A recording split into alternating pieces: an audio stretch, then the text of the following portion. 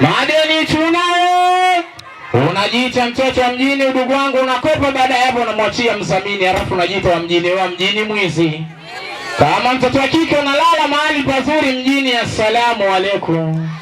Unajiita mtoto wa mjini, udugu wangu, mpaka sasa nagombea nyumba ya urithi. Wewe mjini kobisi.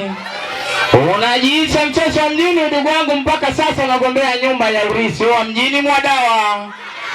Unajiita mtoto wa mjini, udugu wangu, kazi ya maana huna, kazi kufuatilia watoto wenzio. Unasema wewe watoto wenzio maskini, wewe unamiliki kazi gani?